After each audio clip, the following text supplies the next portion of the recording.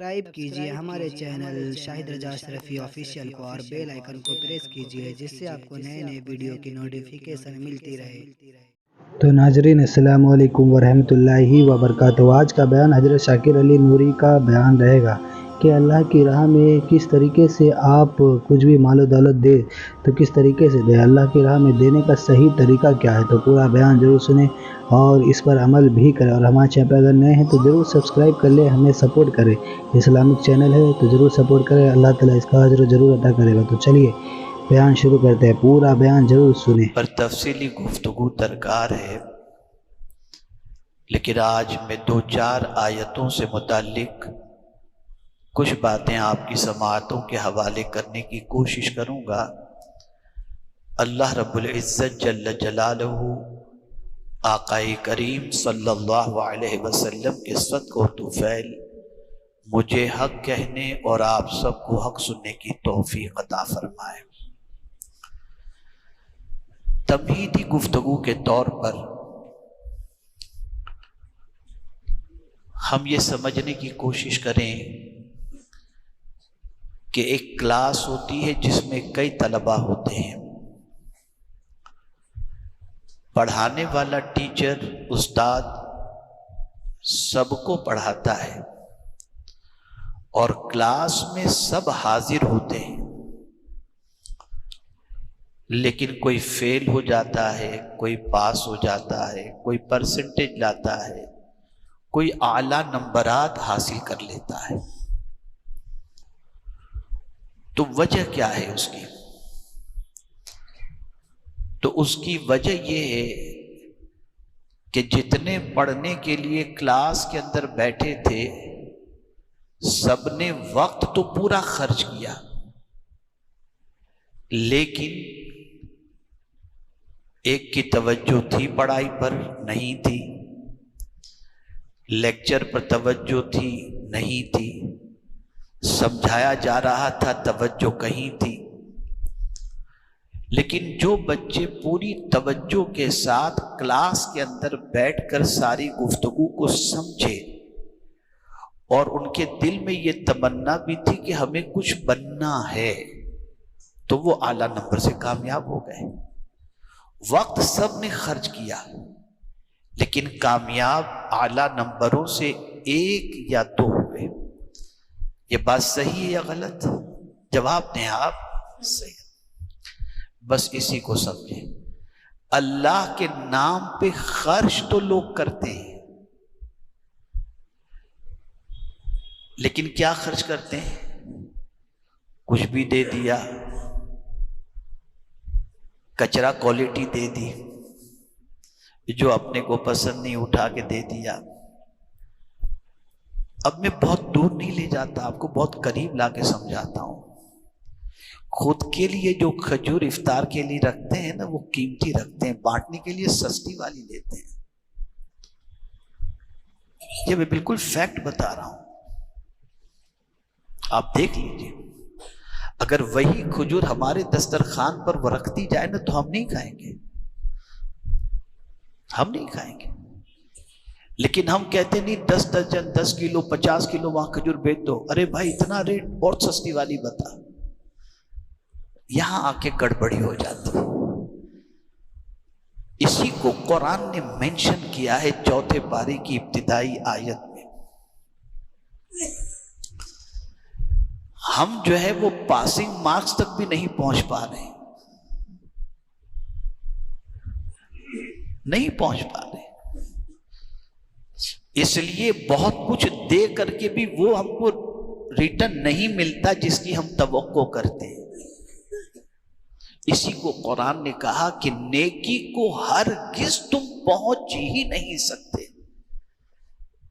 پہنچ ہی نہیں سکتے جب تک اپنی پسندیدہ چیز اللہ کے نام پہ قربان نہ کرو۔ لن تنالوا البر حتی تنفقوا مما تحبون۔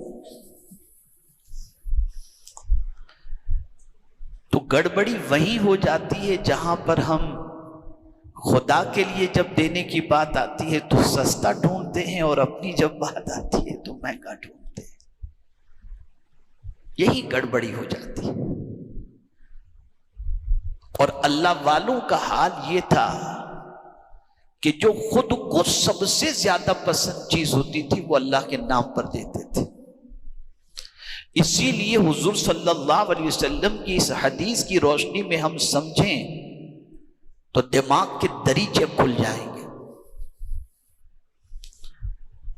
کیوں سرکار صلی اللہ علیہ وسلم نے فرمایا کہ میرے صحابی کا ایک مشت جو خیرات کرنا غیر صحابی کا احد پہاڑ کے برابر سونا خیرات کرنا، دونوں اکول نہیں ہو سکتا۔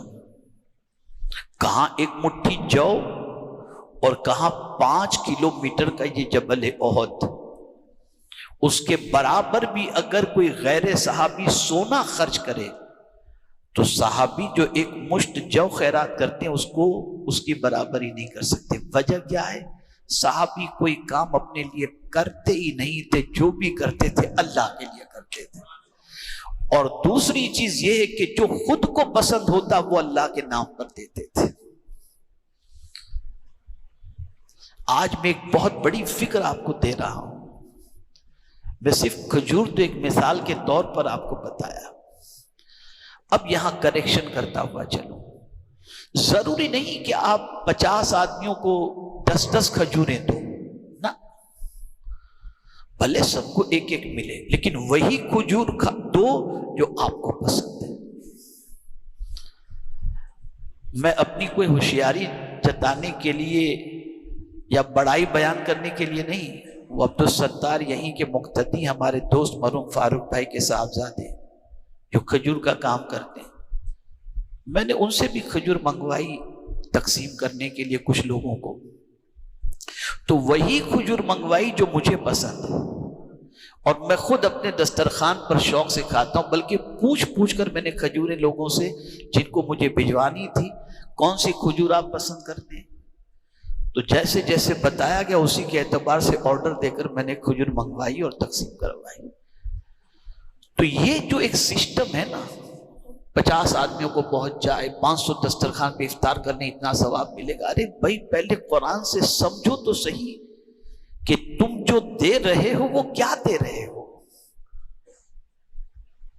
جو تمہیں پسند نہیں وہ دے رہے ہو اور سمجھ رہے ہو کہ اللہ کے نام پہ دے رہا ہوں اور اللہ قبول کر لے گا۔ جو تم تمہارے لیے قبول نہیں کرتے ہو تو اللہ کے لیے اللہ کہاں سے قبول کرے گا؟ بلکہ ایمان کامل مومن کے لیے حضور صلی اللہ علیہ وسلم نے فرمایا کہ بندہ اس وقت تک کامل مومن ہو ہی نہیں سکتا جب تک کہ جو اپنے لیے پسند کرتا ہے وہ اپنے مومن بھائی کے لیے پسند نہ کرے۔ ایمان ہی کی نفی فرما دی، ایمان ہی کی نفی فرما دی۔ تو یہاں یہ بات خاص طور پر ذہن میں رکھنا چاہیے کہ اللہ کے نام پہ جب دینا ہو اور نیکی حاصل کرنے کی غرض سے دینا ہو، تھوڑا دو، 10 کی جگہ پہ 2 لوگوں کو دو، وہ جیسا پسند کرتے ہوں ویسا دو۔ بہت سارے ایسے ہوتے ہیں، آپ اگر باسمتی کھانے کے شوقین ہیں تو کوئی کولم چاول کھانے کا شوقین ہوتا ہے، لیکن اسے اسی میں اچھا لگتا ہے، کہتا ہے باسمتی مت بھیجنا گیس ہو جاتا ہے۔ ایسے ہوتے ہیں لوگ، کہتے ہیں سامنے سے ہم کو کہتے ہیں کہ باسمتی والا مت بنا کے بھیجنا یار، اس سے گیس ہو جاتا ہے، ہم کو کولم چاول بھیجنا۔ تو کولم باسمتی سے سستا آتا ہے، اگر وہ بندہ پسند کر رہا ہے آپ دیجیے اسے، کوئی پرابلم کی بات نہیں، جو اسے پسند ہو وہ کھلائیے۔ لیکن اس چیز کو ذہن میں رکھیں کہ کم دو لیکن اچھا دو، کم کھاؤ لیکن اچھا کھاؤ۔ کوانٹٹی مت دیکھو، اللہ کی نظر کے اندر کوانٹٹی سے زیادہ کوالٹی کی اہمیت ہوتی ہے۔ ہم نے کوانٹٹی کی فکر کی، ثواب کے اعتبار سے بے پاری ہے نا، 500 لوگ افطار کریں گے تو اتنا ثواب مل جائے گا۔ ارے بھائی ثواب کے درجے تک پہنچے گا تب ملے گا نا۔ پھر آگے کتنی بڑی تنبیہ قرآن نے کی، وَمَا تُنْفِقُوا مِنْ شَيْءٍ، جو چیز بھی تم خرچ کر رہے ہو اللہ کے نام پہ فإن اللہ بہ علیم، اللہ سب جاننے والا ہے. اللہ سے کوئی چیز چھپی ہوئی نہیں کہ تم گھٹیا چیز دے رہے ہو اللہ کے نام پہ یا اچھی چیز دے رہے ہو. تو یہاں یہ بات خاص طور پر ذہن کے اندر رکھنے کی ہے کہ اللہ کے نام پہ جو اپنی پسندیدہ چیزوں سے قربان کرو. ہم تو مدرسے میں پڑھنے آنے والے بچوں کو بھی دیکھتے ہیں تو گھر میں جو سب سے زیادہ کند ذہن ہوتا ہے تو کہتے ہیں اس کو مدرسے میں ڈال دو، اور جو بچہ تھوڑا ذہین ہوگا بولے اس کو ڈاکٹر بناؤ. عجیب کیفیت. یعنی ہر گھٹیا چیز اللہ کے نام پہ تو بس. اور جس عجیب کیفیت، یعنی ہر گھٹیا چیز اللہ کے نام پہ تو بس. اور جس خاتون جنت رضی اللہ تعالی عنہ کا آج شب وصال ہے، ذرا دیکھیے انہوں نے کیا کیا قربان کیا. ایک چیز بھی دیتے وقت یہ نہیں دیکھا کہ یہ چیز ہلکی ہے، بلکہ یہ دیکھا جو سب سے پسندیدہ چیز ہے اسے اللہ کے نام پہ لوٹا دیا. اور پھر ہمارا حال تو یہ ہے کہ ہم تو کچھ دیتے ہیں تو سوچتے ہیں یار ایک عجیب ظالم آدمی ہے، یار اس نے شکریہ بھی نہیں بولا، میسج بھی نہیں کیا تھینک یو کا. لیکن قربان جائیے خاتون جنت کی عظمت پر بھوکے رہ کر سائلوں کو کھلایا. اور سائلوں نے جب کہا کہ اللہ آپ کو اس کا اجر عطا فرمائے، ہم آپ کا شکریہ ادا کرتے ہیں، تو صاف لفظوں میں کہا کہ نہیں، ہمیں اس کی کوئی حاجت نہیں کہ تم ہمارا شکریہ ادا کرو. ہم نے تو تم کو اللہ کے لیے کھلایا ہے اور ہمارا کوئی مقصد اس کے اندر نہیں ہے. میرے پیارے آقا صلی اللہ علیہ وسلم کے پیارے دیوانوں، یہاں ایک اور بات بھی میں آپ کی سماعتوں کے حوالے کرتا ہوا چلوں، اور وہ یہ ہے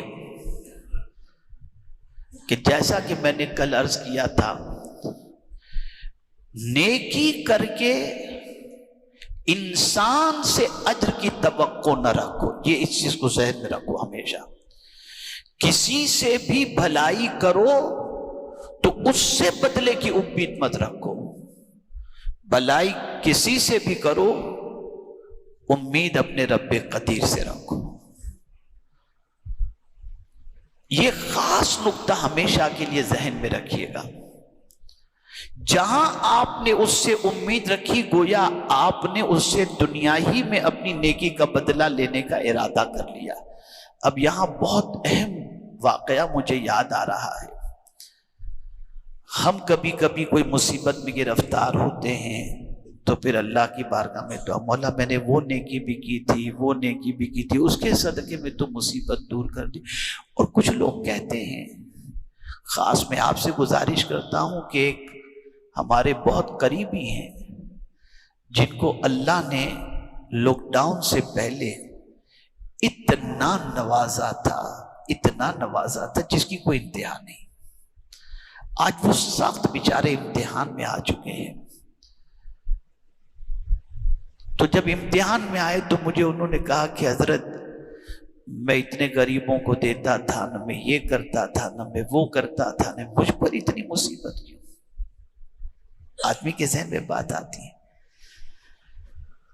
اس کے صدقے میں تو اللہ کوئی کرم کر دیتا. بات اس کی اپنی جگہ بالکل صحیح ہے، لیکن آپ دیکھیں ایک واقعے سے سبق سیکھیں. بہت ضروری ہے یہ واقعہ ذہن میں رکھنا. ایک ولی کامل کہ جانے کا نام ہی نہیں لے رہے تھے، توڑ ڈالی اس بزرگ کو. ٹوٹ گئے پورے، اتنے ٹوٹ گئے جس کی کوئی انتہا نہیں. بہت ٹوٹ گئے. اورات و وظائف پڑھ رہے ہیں، دعائیں کر رہے ہیں، لیکن مصیبت جانے کا نام نہیں لے رہی. بس ایک دن ان کے ذہن میں ایک بات آ گئی،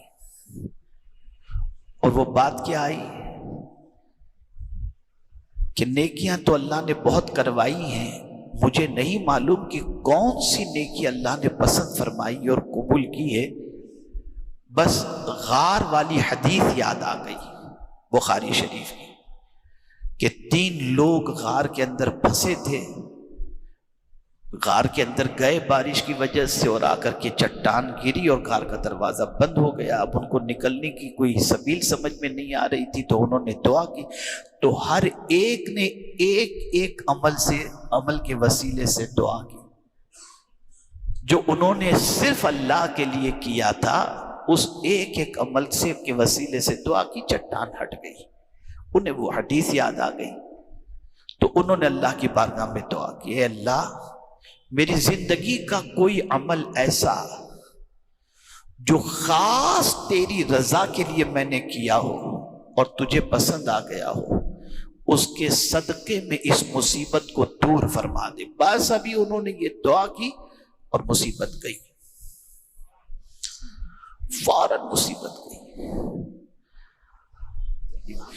جیسے ہی ایک مصیبت گئی، دوسری مصیبت کا تصور ان کو بے چین کر دیا اور رونے لگے۔ وہ کسی نے کہا حضور اللہ نے بڑا کرم فرمایا، آپ کی دعا قبول فرما لی، آپ کی مصیبت دور ہو گئی اور آپ پھر بھی رو رہے ہیں، اب تو مسکرانے کا وقت ہے۔ اب دیکھیے اللہ والوں کی سوچ، فرماتے ہیں میں نے جو دعا کی نا، اس میں میں نے یہ کہا تھا کہ اے اللہ جو عمل خاص میں نے تیرے لیے کیا ہو اس کے صدقے میں مصیبت دور فرما دے، تو اس کا بدلہ تو اللہ دنیا میں دے دیا، اب قیامت میں اللہ کہ تیری کوئی نیکی ہے ہی نہیں تو وہاں کیا ہوگا؟ میں نے تو اپنا دفتر خالی کروا دیا۔ یہ ہے اللہ والوں کی سوچ۔ تو ہر نیکی کا بدلہ دنیا ہی میں مت طلب کرو اور ہر نیکی کا اجر دنیا ہی میں مت تلاش کرو۔ اسی لیے صوفیہ فرماتے نیکی کر دریا میں ڈال، بھول جاؤ نیکی۔ آپ نیکی کر کے بھول جاؤ گے، لیکن مولا کبھی نہیں بھولتا، وہ بھولنے سے پاک ہے۔ وہ اس نیکی کو پالتا ہے، اتنا پالتا ہے کہ قیامت میں وہ بندہ جس نے نیکی خاص اللہ کے لیے کی ہوگی، جب وہ اس نیکی کا بدلہ قیامت میں دیکھے گا تو کہے گا مولا اتنی نیکیاں تو میں نے نہیں کی تھی۔ تو جواب میں کہا جائے گا وہ ایک کام جو تو نے میری رضا کے لیے کیا تھا نا، میں نے اس کو پالا ہے اور آج اتنی نیکی کا پہاڑ تیرے سامنے اس کا پہنچا۔ یہ اچھا، فطرت میں بھی ایک چیز ہے، آدمی گناہ چھپاتا ہے، نیکی نہیں چھپاتا۔ اگر رات کو وہ گناہ کیا ہوگا نا اور کسی کا فون آ جائے تو یہ نہیں کہے گا کہ میں ابھی گناہ کر کے فری ہوا ہوں، نہیں، وہ چاہے گا کہ اس کا پتہ کسی کو نہ چلے۔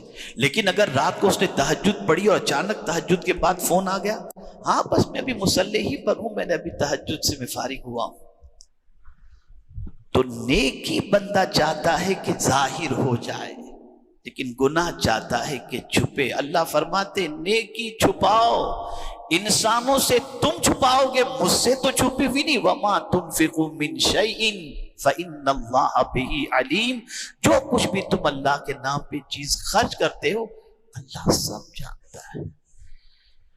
اور پھر یہاں یہ بھی بتا دوں، اپنی بساط کے مطابق خرچ کرو، قرض لے کر کے نہیں، چندہ کر کے نہیں۔ آپ کی بساط ہے ایک کھجور کھلانے کی، اس لیے صحابہ پوچھتے تھے سرکار سے کہ اگر کسی کی طاقت یہ بھی نہیں کہ کھجور کھلا سکے، کسی کی طاقت یہ بھی نہیں کہ دودھ پلا سکے، تو سرکار نے فرمایا پانی کا گھونٹ ہی پلا دو۔ یہ نہیں فرمایا جا کے چندہ کرو سب جگہ پر اس کے بعد کھجور کھلاؤ، یہ نہیں فرمایا، پانی ہی پلا دو جیسی تمہاری کیپیسٹی۔ تو یہ جو شریعت کا کانسیپٹ ہے اسے ذہن سے اوجھل نہیں ہونا چاہیے۔ ہاں قرآن میں یہ ابھارا گیا ہے کہ جو بھوکے ہوں ان کے لیے لوگوں سے کہو کہ کھانا کھلاؤ ان بھوکوں کو، اور اگر تم نے بھوکوں کو کھانا کھلانے کے لیے نہیں ابھارا تو قیامت کے اندر جہنم میں جاؤ گے۔ نہیں کھلا سکتے کوئی بات نہیں ہے، تمہاری طاقت نہیں ہے تو دوسروں کو بولو کہ اس کو کھانا کھلاؤ، اگر تمہاری کیپیسٹی کھلاؤ۔ تو ایک آیت تو یہ ہوئی، اور میں سمجھتا ہوں کہ کافی کنفیوژن دور ہو گیا ہوگا اور اصل اور روح تک آپ پہنچنے کی کوشش آج کیے ہوں گے کہ ہمیں کیا خرچ کرنا چاہیے۔ گھر میں بھی کھانا بناؤ تو کام والیوں کو سائلوں کو جب دینا ہو تو کل کا نکال کے مت دو، جو تم اپنے لیے پسند کرتے ہو وہی ان کو دو۔ ہاں بچ جائے اور اگر کوئی کہتا ہے اس کے کھانے میں کوئی اعتراض کی بات نہیں تو ٹھیک ہے، کوئی پرابلم نہیں۔ ایک تو یہ آیت، اور اس کو میں دوسری آیت سے اگر جوڑ کر کے کہوں تو یہ آیت اور اس آیت کو دونوں کو ایک مطلب سمجھنے میں آسانی ہو جائے گی۔ یہاں فرمائے لن تنالوا البر حتی تنفقوا مما تحبون، جو تمہیں پسند ہے، اور تھوڑے سے آگے جا کر کے آیت آئی یا ایھا الذین آمنوا اتقوا اللہ حق تقاتہ، اے ایمان والو اللہ سے ڈرو جیسا کہ اس سے ڈرنے کا حق ہے، ایسے ہی خرچ اللہ کے نام پر ویسا کرو جیسا خرچ کرنے کا حق ہے، اور وہ حق یہ ہے کہ اپنی پسند کی چیز اللہ کے نام پہ خرچ کرو۔ اللہ سے ڈرنے کی بات ہر کوئی کرتا ہے، لیکن ڈرنے کا حق، جیسے کلاس کے اندر بیٹھے ہوئے بچے سب حق ادا نہیں کرتے تعلیم کا، ایسے ہی اللہ سے ڈرنے کی بات کرنے والا بھی اللہ سے ڈرنے کا حق ادا نہیں کرتا۔ اور پھر اس کو اور آگے تھوڑے سے ربط کے اعتبار سے بتاؤں تو سمجھ میں آ جائے گا۔ آج ہماری قوم یہ کہتی ہے کہ غیر مسلموں کے پاس جو ہے بہت مال ہے، بہت مال ہے، بہت مال ہے، ان کے پاس کوئی کمی نہیں ہے، وہ یہ کرتے ہیں وہ کرتے ہیں پھر بھی مزے میں ہیں۔ ایسے ہی ہوتا ہے کہ دنیا میں بہت سارے انسان گناہ کرتے ہیں، گناہ کرتے ہیں، گناہ کرتے ہیں، اور گناہ کی وجہ سے ان کی کوئی پکڑ نہیں ہوتی، وہ سمجھتے ہیں چل رہی ہے اپنی گاڑی، اللہ کو معاذ اللہ معاذ اللہ، یعنی وہ یہ سمجھتے ہیں کہ وہ سب اللہ خیر فرمائے جو بھی ہو۔ تو اللہ اس کی اصلاح فرماتا ہے اور ذہن کو زور دینے کے لیے فرماتا ہے وَلَا يَحْسَبَنَّ الَّذِينَ كَفَرُوا أَنَّمَا نُمْلِي لَهُمْ خَيْرًا لِأَنفُسِهِمْ إِنَّمَا نُمْلِي لَهُمْ لِيَزْدَادُوا إِثْمًا وَلَهُمْ عَذَابٌ مُهِينٌ۔ کافر یہ گمان نہ کریں کہ ہم جو ان کو ڈھیل دے رہے ہیں یہ ڈھیل ان کے حق میں بہتر ہے، نہ، یہ گمان نہ کریں وہ۔ انما نملی لہم لیزدادوا اثما، ڈھیل اس لیے دی جا رہی ہے تاکہ وہ اور گناہ کریں اور پھر اللہ ان کو سخت ترین عذاب کے اندر گرفتار فرمائے۔ اس لیے ہمیشہ اس چیز کو ذہن میں رکھیں کہ اگر گناہ کرنے کے بعد فوری پکڑ نہ ہوتی ہو تو ڈرنا چاہیے کہ سخت ترین عذاب تو ہمارے استقبال کے لیے تیار نہیں ہے۔ یہ فلسفہ ہے قرآن کا۔ 3 اسٹیج ہوتے ہیں، اسے سمجھیں۔ جب بندہ پہلی بار گناہ کرتا ہے تو اللہ درگزر فرما دیتا ہے، نظر انداز فرما دیتا ہے۔ دوسری مرتبہ وہ بندہ گناہ کرتا ہے تو اللہ تعالیٰ اس کو تکلیف میں گرفتار کرتا ہے، تنبیہ کرتا ہے، کوئی نہ کوئی مصیبت میں ڈال دیتا ہے جس سے وہ الرٹ ہو جائے کہ پکڑ ہونے والی ہے۔ اور اس کے بعد بھی بندہ جب بے باک ہو جاتا ہے پھر اللہ عز و جل کی طرف سے کوئی مہلت نہیں ملتی، پھر اس کی پکڑ بہت سخت ہوتی ہے، بہت سخت ہوتی ہے۔ تو جب کبھی گناہ کرنے کے بعد یا غیر مسلموں کے پاس ان کی آوارگیوں کے باوجود، ان کی بد کرداریوں کے باوجود بھی دولت کی فراوانی اور آسائش دیکھیں تو یہ نہ سوچیں کہ وہ مزے میں ہیں، یہ سوچیں کہ ان کے اوپر عنقریب عذاب آنے والا ہے۔ اٹھاؤ اپنی قوم کو، اور یہ سرکار صلی اللہ علیہ وسلم کا طریقہ رہا کہ وہ صحابہ جو مکے سے ہجرت کر کے مدینہ منورہ پہنچے، جن کی دکان بھی گئی، کاروبار بھی گیا، سب کچھ ختم ہو گیا، گھر بار سب کچھ، وہ جب مدینہ منورہ پہنچے، سوچ دیکھیے سرکار نے صحابہ کی کیسے بنائی تھی۔ جب وہاں صحابہ پہنچے اور انصار و مہاجر کے درمیان سرکار نے عقد مواخات فرمایا تو انصار صحابہ نے مہاجرین سے کہا کہ بھئی آپ آرام سے رہیے، یہ گھر آپ کا، کیا چاہیے۔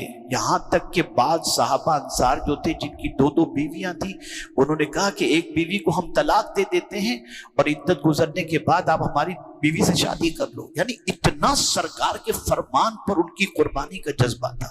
لیکن جواب میں صحابہ نے کیا فرمایا؟ خدا کی قسم قربان چاہیے. صحابہ کہتے ہیں بھئی بیٹھ کے کھانے والی بات نہیں، ہم تاجر ہیں، مارکیٹ کا راستہ بتاؤ تاکہ جا کے ہم تجارت کر کے کما کر کے کھائیں. بیٹھ کر کھانے والی بات صحابہ نے نہیں کی. یہ فکر حضور نے عطا فرمائی تھی. آج تو مانگتے بھی ہیں اور مانگنے والا بنا بھی دیتے ہیں. اللہ اکبر.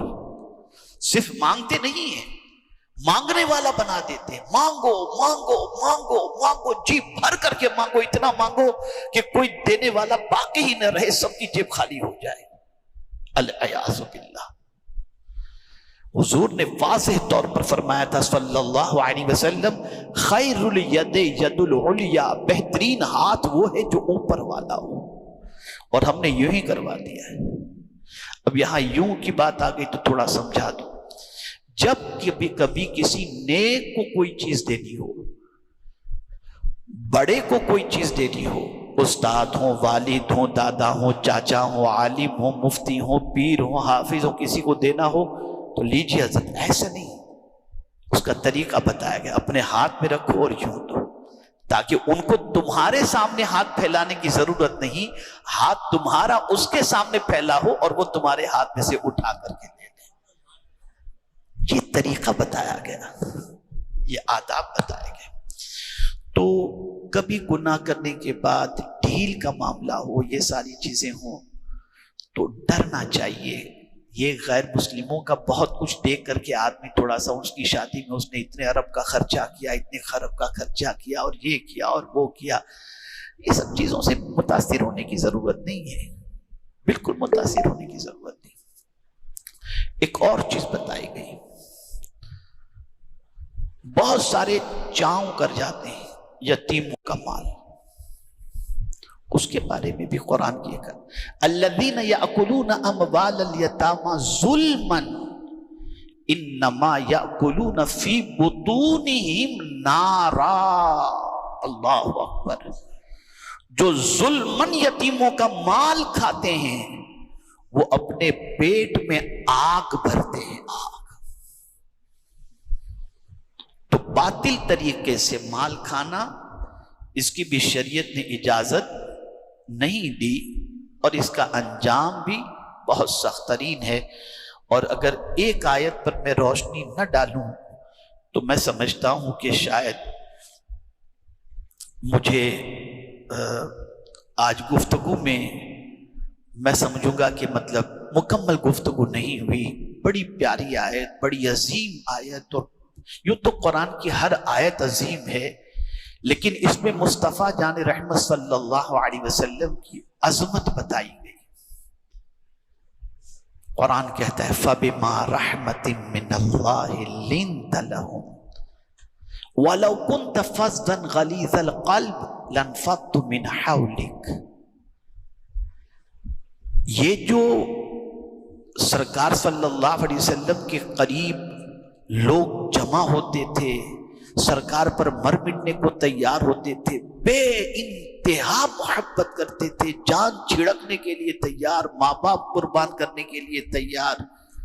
کیا وجہ تھی؟ اس وجہ کو قرآن میں بیان کیے. فَبِمَا رَحْمَةٍ مِّنَ اللَّهِ لِنْتَ لَهُمْ. اللہ کی رحمت سے اے میرے محبوب آپ ان کے لیے نرم دل ہو، نرم دل ہو. تو ناظرین ویڈیو اگر اچھی لگی تو ضرور ویڈیو کو لائک کریں، اور ہمارے چینل پر اگر نئے ہیں تو ضرور سبسکرائب کریں، اور اللہ سے دعا کریں کہ اللہ ہمیں نیک عمل کرنے کی توفیق عطا فرمائے، ہر بلا مصیبتوں سے، پریشانیوں سے، آفتوں سے، بیماری سے حفاظت فرمائے. تو ناظرین چلیے ملتے ہیں اگلی ویڈیو میں، تب تک کے لیے السلام علیکم ورحمۃ اللہ وبرکاتہ. ویڈیو اچھی لگے تو ہمارے ویڈیو کو لائک کریں اور ہمارے چینل کو سبسکرائب کریں. شکریہ.